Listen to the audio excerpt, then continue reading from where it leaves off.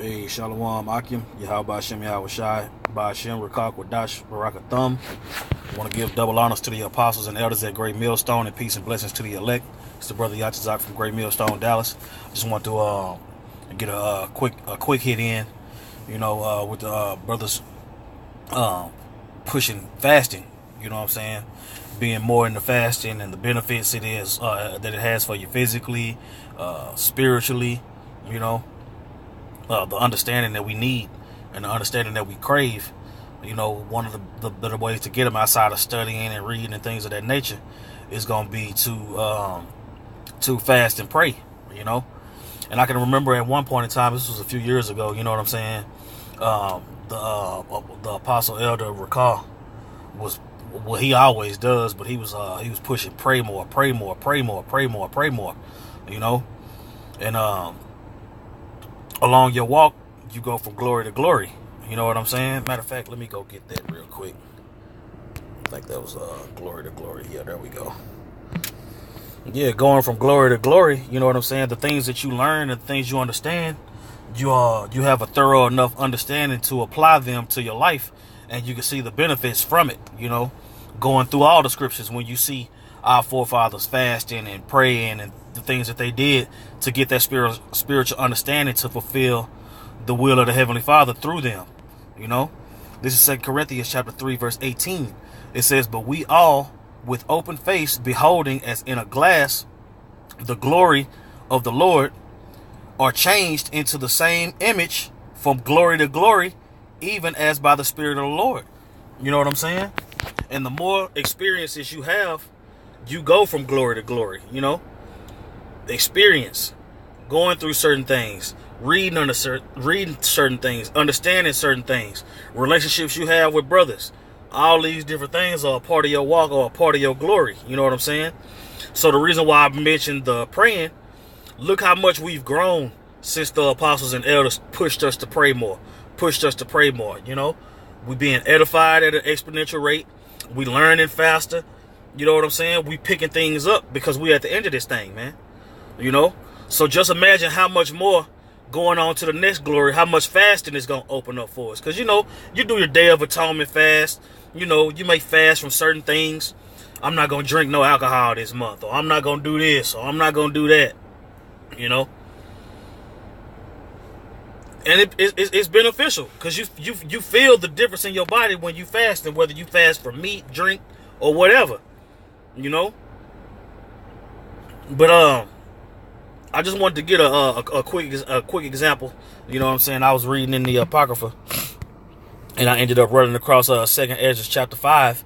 You know what I'm saying? And I wanted to get this example is because Ezra was talking to Uriel, the angel. You know what I'm saying? And he had all these questions, and all the questions that he was asking, he was getting some super heavy answers. You know what I'm saying? And Uriel would only give him so much at a time. And he would tell him to fast. You know what I'm saying? He'll give him a certain amount of time to fast to where he can pretty much meditate on the information that he was given.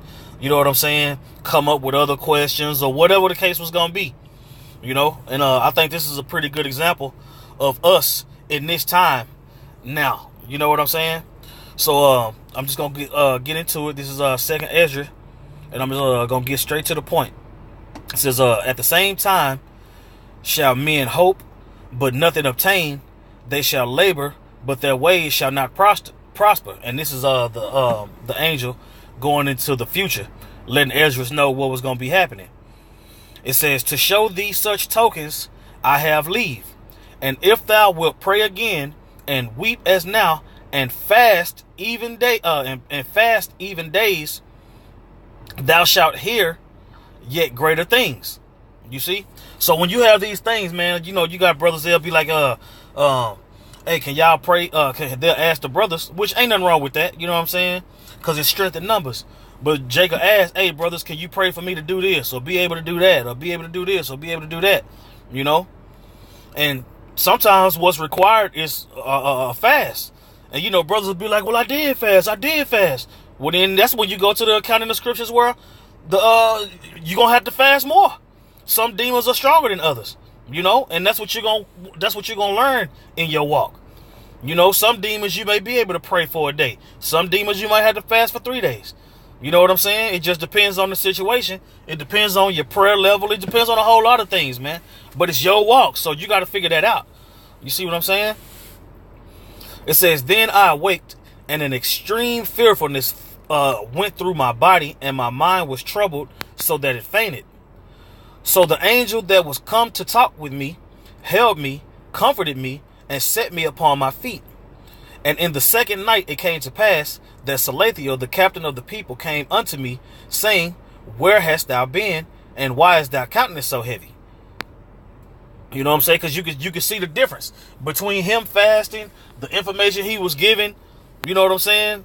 It was you could visibly tell. You know, and that's why they was asking. They was like, "What's up, man? What's up with your countenance, man? What's up? What's good?" You know, it says, knowest thou that Israel is committed unto thee in the land of their captivity?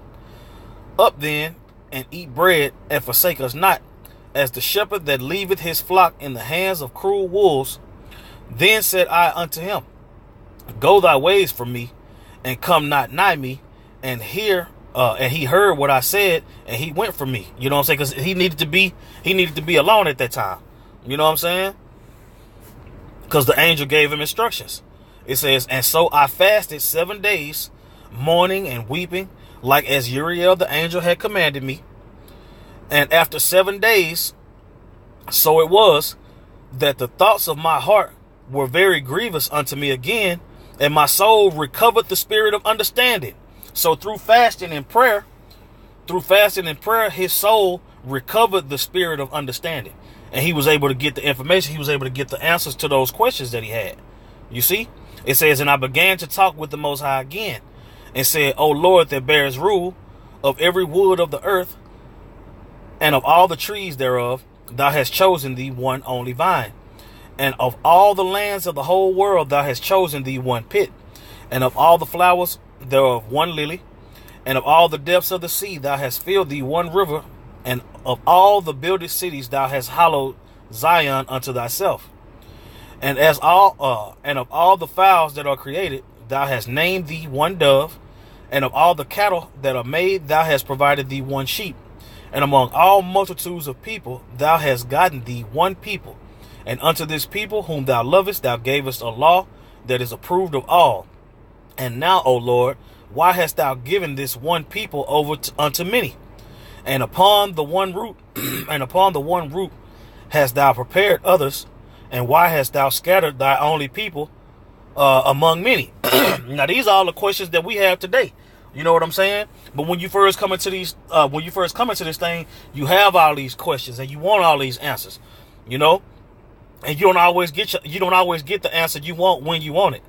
You see, but through fasting and through prayer, he was able to get those answers, and therefore he was able to ask more questions.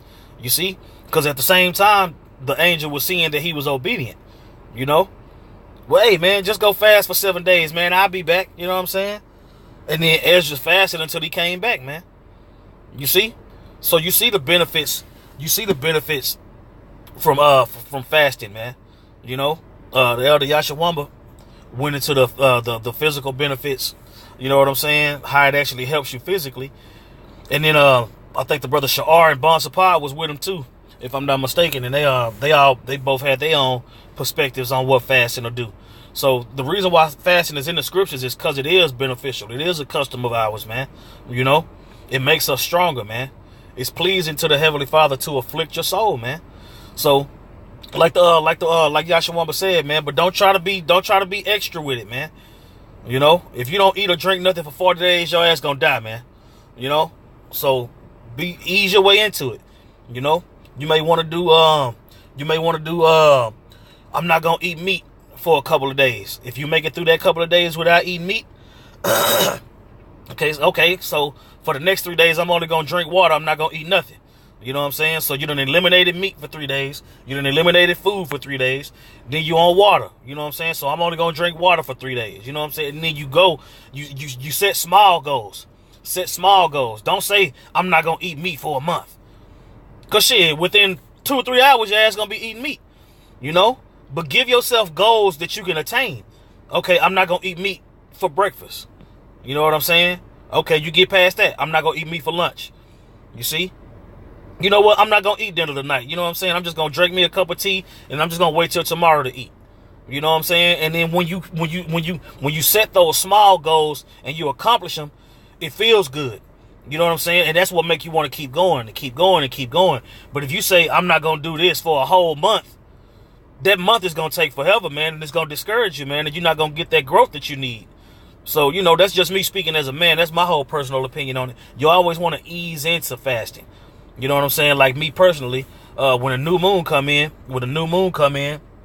I try to take at least 2 Sabbaths out the month to do a Day of Atonement type fast. You know what I'm saying? And that's gotten me to the point to where I can go 2 days if necessary. You know what I'm saying? I still haven't pushed myself to 3, but who knows, man? With the strength and power of Yahweh Hashem, Yahweh Shai Hashem Rakak Wadash, man, ain't nothing impossible, man. You know what I'm saying? That's what I'm saying. We might right now be building ourselves up to do a 40-day fast, man, because it's going to get that hectic out here, man. You see? So we got to get ourselves prepared for what's coming, man. So with coming into the knowledge and blessed is he that readeth and pray without ceasing and all these things seem to be working for us. So why not add fasting to your repertoire, man? Add fasting to your arsenal, man. You know?